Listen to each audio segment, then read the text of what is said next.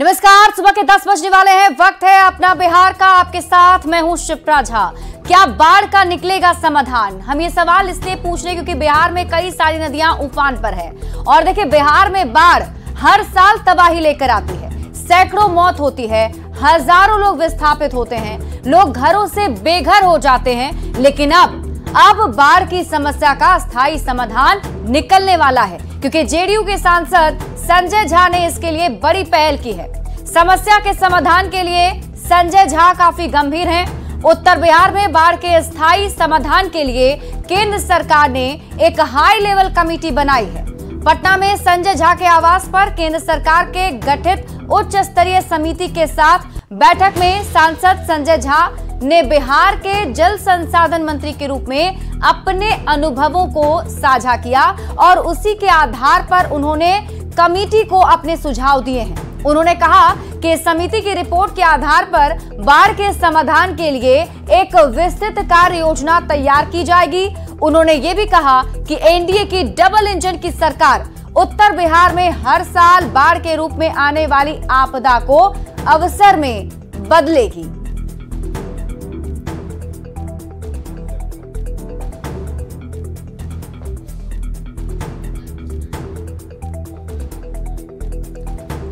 तो केंद्र सरकार ने जो हाई लेवल कमेटी बनाई है वो कमेटी पटना पहुंची थी और जेडीयू के सांसद संजय झा इसमें मौजूद हुए। बैठक में चर्चा की गई। तो क्या बाढ़ से निकलेगा, बाढ़ का जो समाधान है वो निकल पाएगा? उत्तर बिहार में बाढ़ का समाधान कैसे निकलेगा, इसको लेकर केंद्र सरकार ने एक हाई लेवल कमेटी गठित की है। उत्तर बिहार में बाढ़ के दीर्घकालिक समाधान पर चर्चा हुई जिसमें जेडीयू सांसद संजय झा के आवास पर विचार विमर्श किया गया। संजय झा ने अपने अनुभवों को भी कमेटी के साथ साझा किया। बिहार के जल संसाधन मंत्री रह चुके हैं संजय झा। उन्होंने काफी उसमें काम भी किया है और ऐसे में जो उनके अनुभव हैं वो अनुभव वो कमेटी के सामने रख रहे हैं। समिति की रिपोर्ट के आधार पर प्लान बनाया जाएगा। बाढ़ के समाधान के लिए एक लॉन्ग टर्म प्लानिंग होगी। बाढ़ की आपदा को अवसर में बदलने पर जोर दिया जाएगा। नदी के जल के बेहतर इस्तेमाल से तेजी से विकास होगा। 28 जून को केंद्रीय मंत्रियों से संजय झा भी मिले थे। बाढ़, नए बराज और नदी पर जल प्रबंधन पर उन्होंने चर्चा की थी। जिस तरीके से नदियों में अचानक जल स्तर बढ़ जाता है, जो उफान आता है, आसपास के इलाके जो कटाव के शिकार हो जाते हैं, कैसे उस पर नकेल कसा जाए, कैसे प्रबंधन किया जाए, इसको लेकर उन्होंने प्लानिंग की थी। केंद्रीय जल आयोग ने गठित की है 5 सदस्यीय टीम और विशेषज्ञों की रिपोर्ट पर अब इस पर आगे कार्रवाई होगी। यानी जो ये टीम है, ये टीम अब इस पर विचार विमर्श करेगी, एक रिपोर्ट तैयार करेगी और उस रिपोर्ट के आधार पर आगे फिर काम किया जाएगा। तो जेडीयू के सांसद और पार्टी के राष्ट्रीय कार्यकारी अध्यक्ष संजय झा ने बाढ़ की समस्या के निदान के लिए बड़ी पहल की है।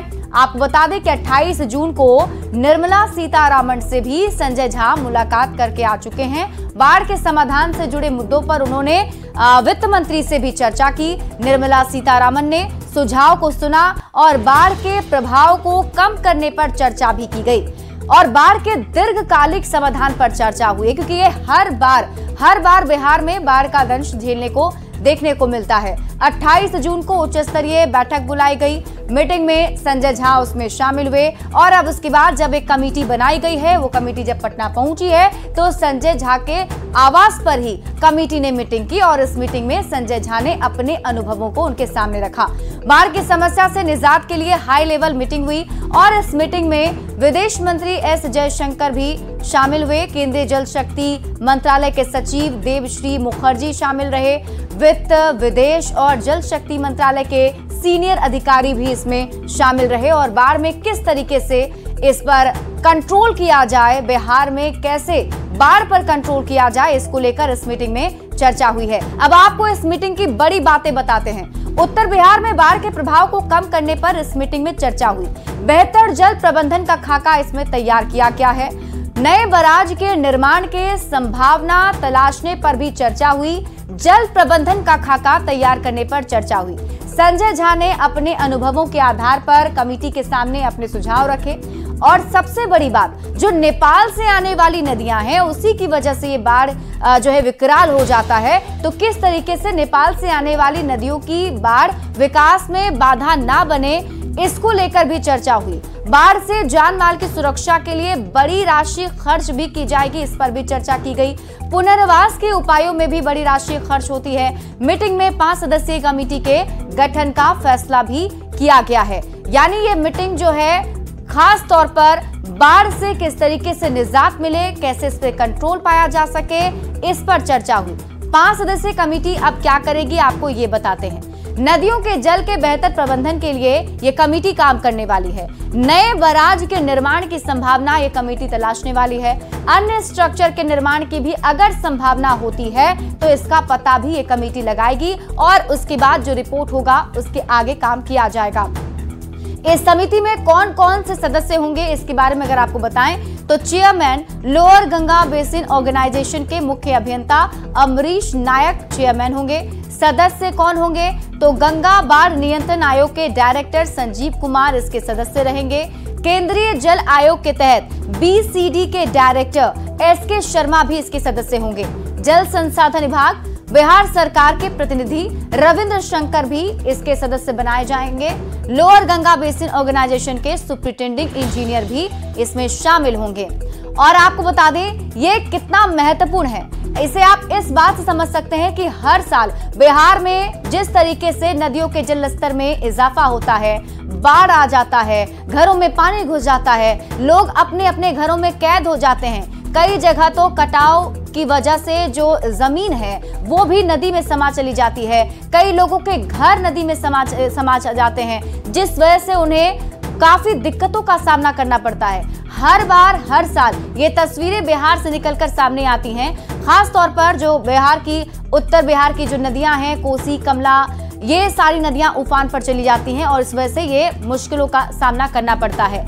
आइए अब आपको बताते हैं कि बिहार में हर साल बाढ़ से क्या क्या नुकसान होता है। अगर हम नुकसान की बात करें तो सबसे ज्यादा नुकसान जान माल का होता है। घर से बेघर होना पड़ता है, लोगों के घर नदी में समा जाते हैं जिस वजह से उन्हें बेघर होना पड़ता है। लोग विस्थापित हो जाते हैं अपने घर को छोड़कर, क्योंकि उनके जमीन जो है कटाव में चले जाते हैं, तो ऐसे में उन्हें छोड़कर दूसरी जगह जाना पड़ता है। बिजली पानी की आपूर्ति बाधित हो जाती है। हर जगह से पानी होगा तो बिजली और पानी की जो आपूर्ति घर तक पहुंचने वाली होती है वो भी बाधित हो जाती है। घर, इमारत, सड़क सबका नुकसान हो जाता है। भूस्खलन और मिट्टी धंसने की घटना भी काफी हो जाती है।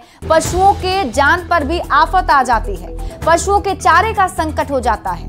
बीमारी फैलने की आशंका बनी रहती है। पीने का पानी नहीं मिलता है। खेतों के जो फसल हैं वो बर्बाद हो जाते हैं, जिस वजह से रोजगार पर भी संकट हो जाता है।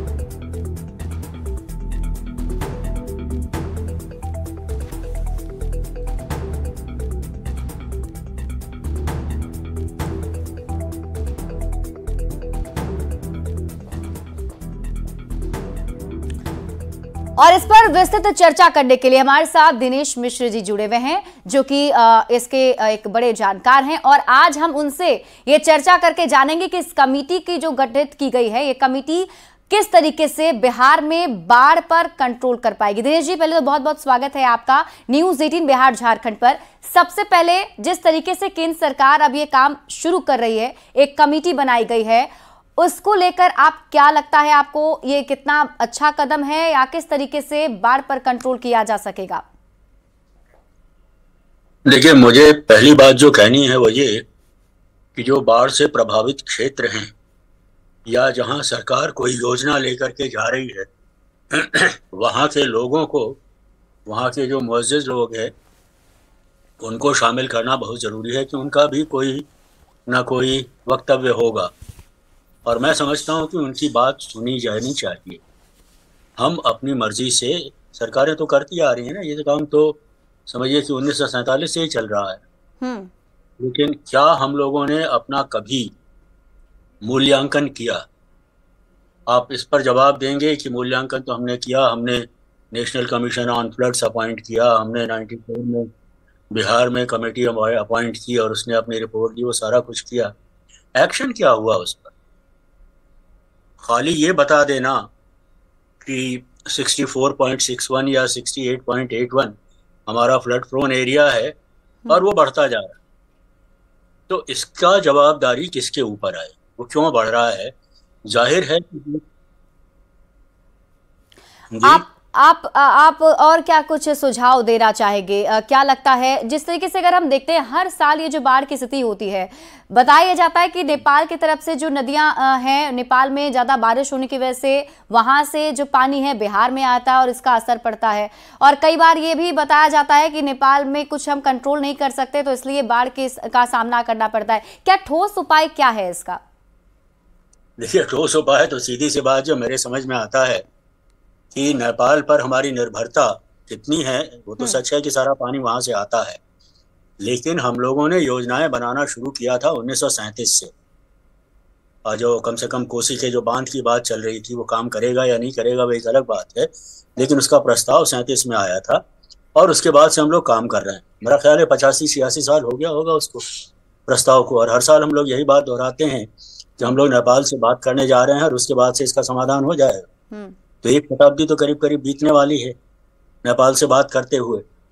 तो हमारे पास जो समाधान हो सकते हैं उसमें वो पानी आए हमारे पास और फिर हम उसे पानी से समझेंगे, क्योंकि नेपाल की अपनी प्राथमिकताएं हैं। वो हमारी बात में कितना सुनेगा या कितना नहीं सुनेगा वो तो देखना होगा ना। कोशिश तो हम लोग कर रहे हैं और सिंसियर कोशिश कर रहे हैं, ऐसा नहीं कि उसमें सिंसियरिटी में कोई कमी है, लेकिन 85 साल का समय बीत गया है इस बीच और हम लोग किसी नतीजे पर नहीं पहुंचे। क्या उस हालत में हम अपने इंजीनियर्स को ये कह सकते हैं कि भाई देखो, नेपाल के साथ वो तो पानी आ रहा है और वो पानी को हम रोक नहीं सकते, और नेपाल के साथ जो हमारे समझौते होने हैं उसमें बहुत ज़्यादा डिले हो रही है, और वो सब हमने देखा है। वो चाहे शारदा कैनाल का, शारदा डैम का हो या कोसी डैम का हो, वो बातें तो चलती हैं लेकिन काम तो कुछ नहीं होता, बातों के स्तर पर ही रह जाता है। क्या हम इन लोगों से कह सकते हैं कि देखिए गिवन कंडीशंस ये हैं कि जिस दिन नेपाल राजी हो जाएगा उस दिन हमको जो करना है नेपाल के साथ मिल करके करेंगे जी। लेकिन अगर 100 साल तक 85 साल तक कोई चीजें खिसकती ही जा रही हैं तो हमको अपने बारे में सोचना हो। और हम लोग अपने इंजीनियर्स को, हमारे पास इंजीनियर्स की कमी नहीं है जी। और उनकी लियाकत में भी कमी नहीं है। उनको कहा जाए कि आप हमको इसका समाधान बताइए कि हम अपने स्रोत से और अपने जमीन पर इसका समाधान खोजें। बिल्कुल। दिनेश जी, आप ग्राउंड जीरो पर भी जाते हैं, आपने देखा है, नदियों के पास जाकर भी आसपास के इलाकों को भी समझा है। क्या कुछ आपको वहां पर दिक्कत समझ में आता है? क्योंकि हमने देखा कटाव भी काफी ज्यादा होता है, लोग घर से बेघर हो जाते हैं। जी हाँ, कटाव भी होता है, जल जमाव भी होता है और बांध भी टूटते हैं। कोई ऐसा कर्म है जो कि बाकी नहीं रहता है, सब होता है वहाँ। लेकिन उसके बाद हम लोग क्या करते हैं या उसके पहले क्या करते हैं, जहाँ तक मेरी जानकारी है, हमारा विभाग, हेड्स ऑफ टू देम, बड़े सिंसियरली काम करते हैं। वो अपना फरवरी महीने के आसपास अपनी स्कीम्स फाइनलाइज करते हैं और सारा कि हम ये करने जा रहे हैं। उसके साथ वो अपना लक्ष्य भी रखते हैं कि ये इतना काम करके, इतना पैसा खर्च करके हम इतनी चीज़ें हासिल करेंगे। फिर उसका कोई मूल्यांकन होता है या नहीं बाढ़ के मौसम के बाद। ये जो बात हमने शुरू में कही थी वो तय हुई या नहीं हुई, और अगर नहीं हुई तो उसके पीछे क्या कारण थे, ये हमारे लिए जानना बहुत जरूरी है। मैं इसलिए कह रहा हूँ कि सरकार के जो डेटा हैं उसके हिसाब से हम लोग कहते थे जब देश आज़ाद हुआ और बिहार में जो बाढ़ प्रवण क्षेत्र था वो 25 लाख हेक्टेयर था। आज वो करीब 69 लाख हेक्टेयर है, तो करीब करीब 3 गुना हो गया। कहते हैं कि हमारा बाढ़ का जो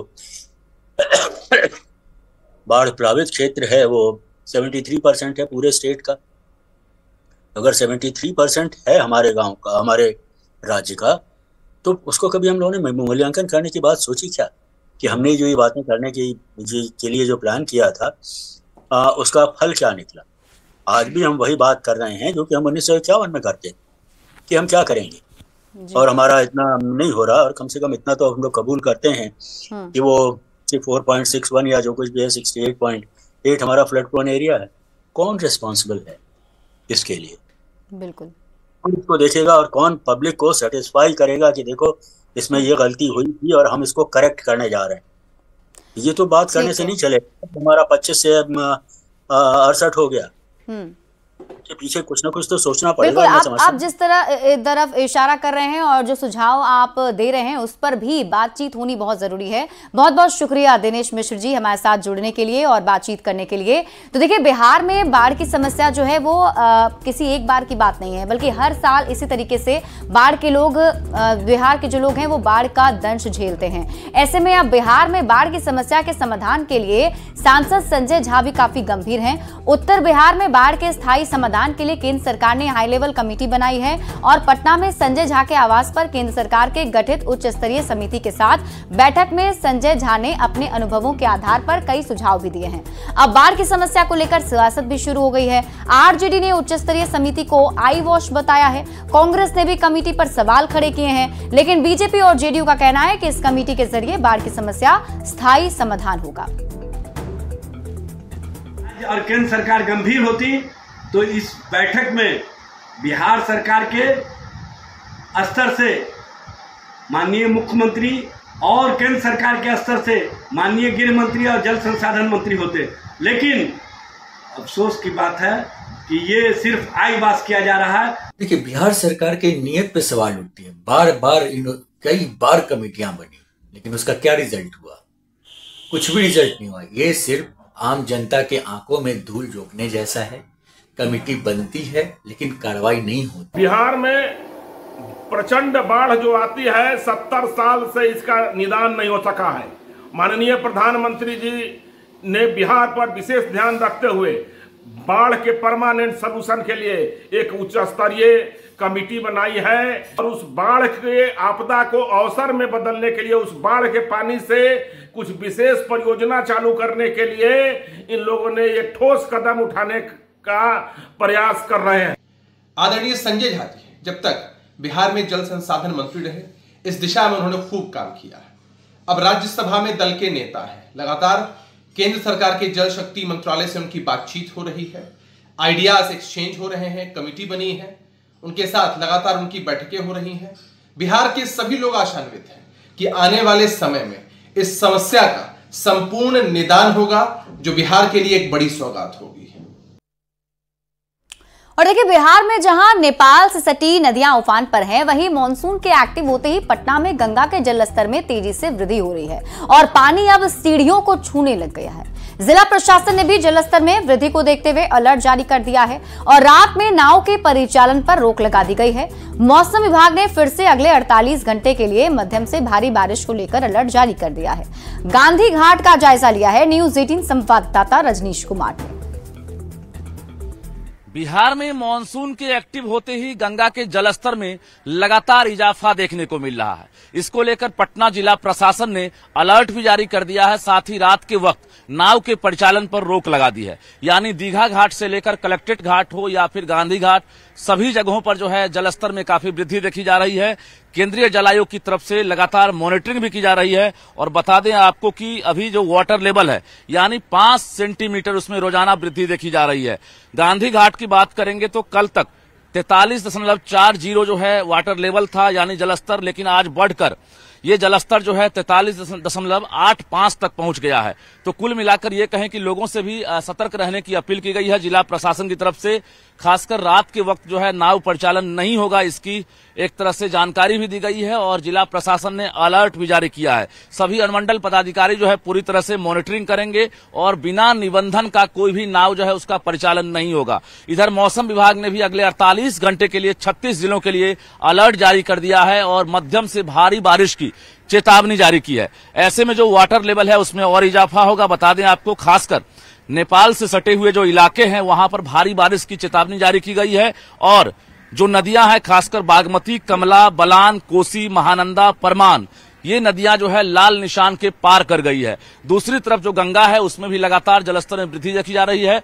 ऐसे में मौसम का जो पूर्वानुमान है, अगले 48 घंटे में जलस्तर में और वृद्धि हो सकती है। खासकर गंगा की अगर बात करेंगे तो यहां पर भी रोजाना 5 सेंटीमीटर जो है जलस्तर में वृद्धि हो रही है। ऐसे में लोग सतर्क और सावधान रहें। कैमरामैन दीपक के साथ रजनीश कुमार, न्यूज 18 पटना। और फिलहाल इस बुलेटिन में अभी के लिए बस इतना ही। आगे देख लेते हैं हेडलाइंस।